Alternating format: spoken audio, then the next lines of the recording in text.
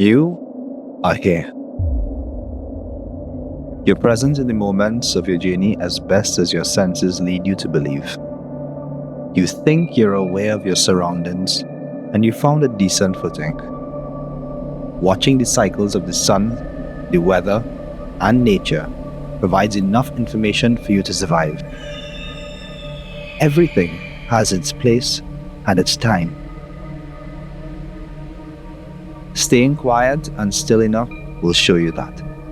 Even if you miss something once, you're almost guaranteed to come across it again. It starts to feel like home, complete with the dangers and the unknowns all around you. Your skills and intuitions have kept you alive up to this point, complemented by your commitment to assessing your risk to reward ratio in all of your productive undertakings. This is what shapes you, what guides you.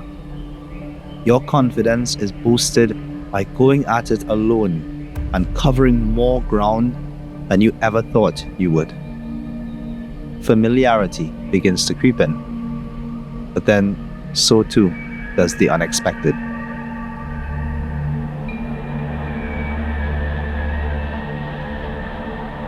As creatives, we pride ourselves in our ability to use our tools in ways that exceed expectations.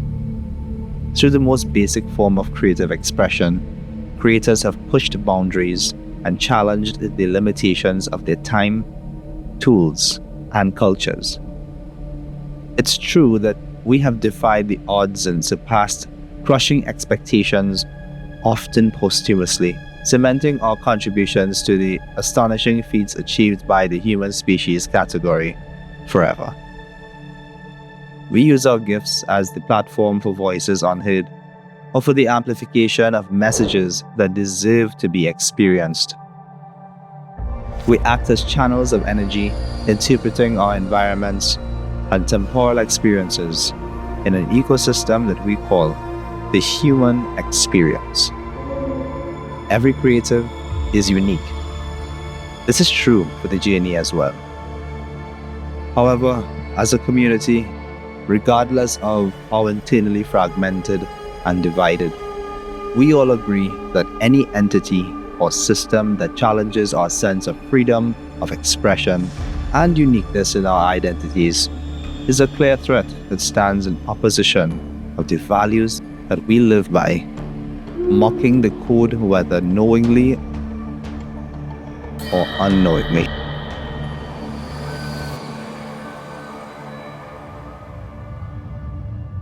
In the jungle of the world, this is when we encounter our first great divide. We arrive at a canyon framed by cliffs on either side and the obligatory watery depth down below. This comes after regulating our senses and familiarizing ourselves with what we believed to be predictable and consistent terrains. Staring out into the open, you're looking down into the abyss and glancing back at where you came from.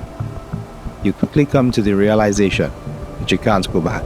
You won't go down, but you're not sure if you want to move forward. The fear of the unknown kicks in. The irony, the entire journey has been unknown, and yet you've traveled and traversed everything up until this point.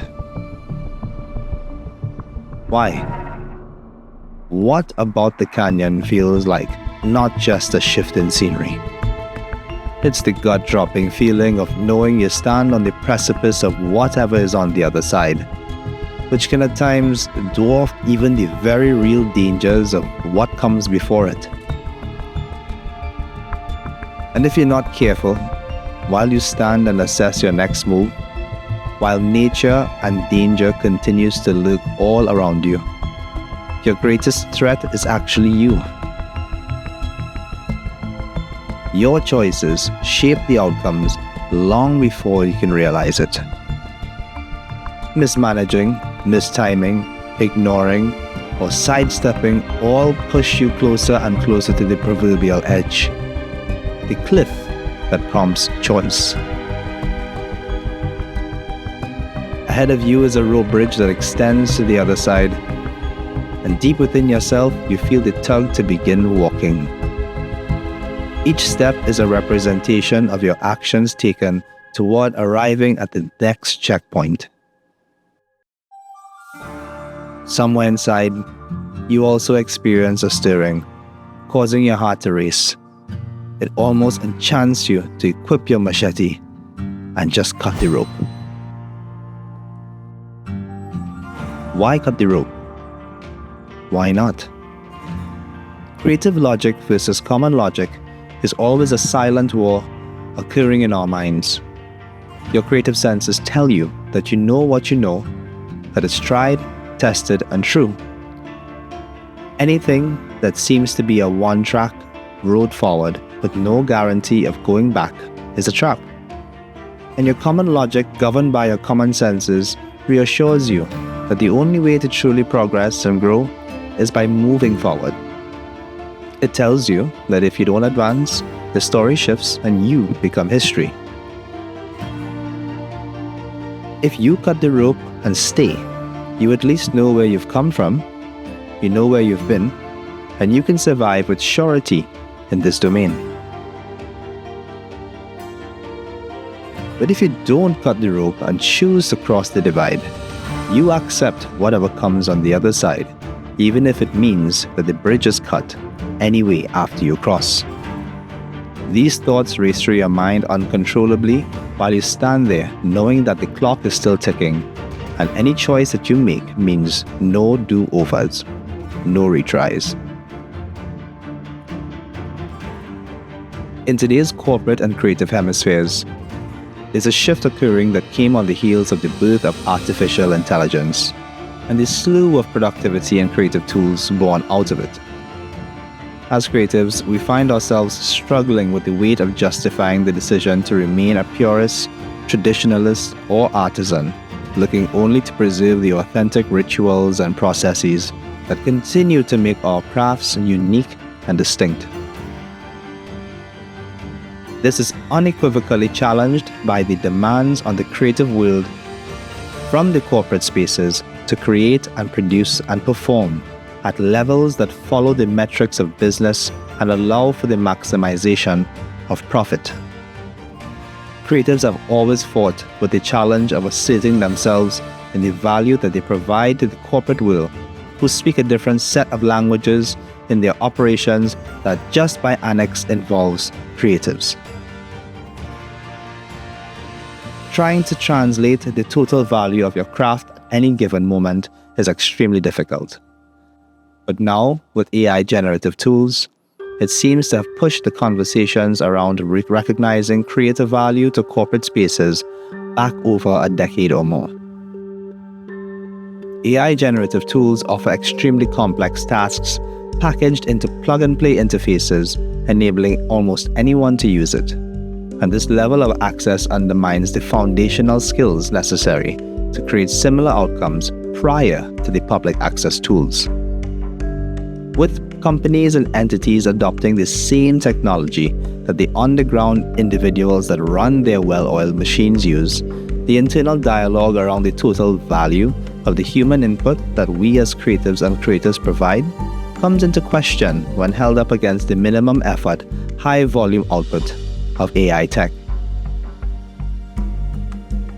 This now shifts the conversation from seeing your developed and developing skills as necessary to seeing you fulfill more auxiliary or supplementary roles to ideas and momentums born from AI tools.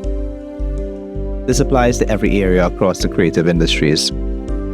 It becomes even more alarming when the conversation extends into implying that your survival depends on your willingness to integrate the tech into your own operations.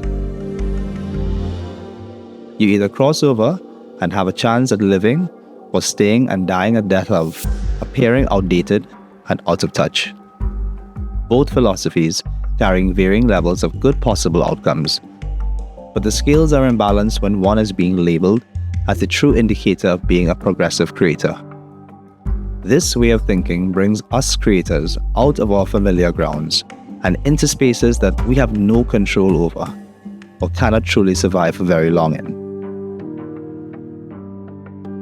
With automated technology performing creative and production tasks at blink of an eye speeds, this nudges us to confront yet another set of decisions.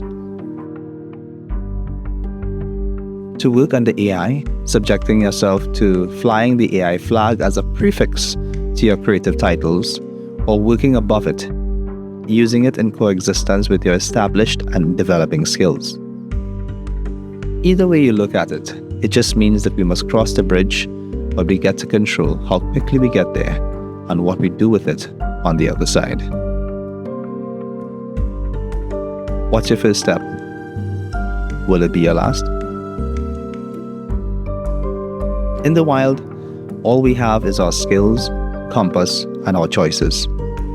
With the dawn of this new era rapidly redefining every single industry, the creative industry is not exempt. While not all jobs are replicable by AI, the ecosystems that these career titles rely on to survive will undoubtedly change. The transition and translation across and into software/tool stack-based operation production processes is a wobbly and unnerving process that can have you second-guessing your decision to cross that road bridge in the first place. It isn't helped by the fact that every wind of technological progress that blows seems to shake and change the way the new systems behave and integrate, ultimately morphing creative processes into a primarily concept-heavy, language-based, prompt-driven, neural-filtered reality. It never feels truly stable. All the while, though, the tools rely on the traditional knowledge in order to make the optimized and personalized public access tools easy but authentic, further adding a slant on what authentic creativity means and ultimately looks like. With these considerations in hand, you stare ahead across the dangling road bridge that connects the divide. The choice seems too apparent to ignore, but too obvious to be all that there is left. The journey must go on though, so as you light your torch, fasten your travel pack, and advance into the future, try to remember some things. There is knowledge meant for a time, and then there is knowledge that is timeless. As creatives, the skills we learn in the wild, the jungles of the world, are the foundational skills. The laws written by nature, space, and time. These skills will always be important and necessary to our species' survival and story. Its relevance may become obscured by the artificial and cosmetic byproducts of convenience, speed, and greed. But like with all cycles, the explosive and invasive introduction of AI into human consciousness, and by extension, the creative landscape, will eventually run its course. It will eventually take on its own universal language and lose its hype made recognizable by its lack of humanness. It will become distinct, and eventually many may prefer to distance themselves entirely and return to the roots of what it means to be creative and a powerful being with a soul.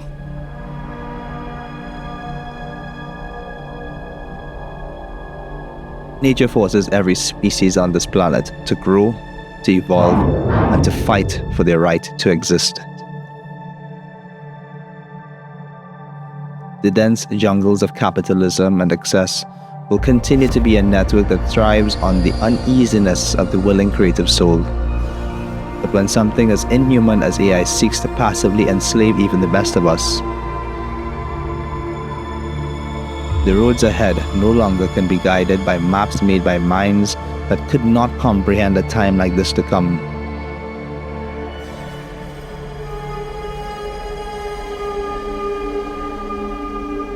All we can do at this stage is walk firmly with our compass in hand and make decisions that preserve our code to creativity.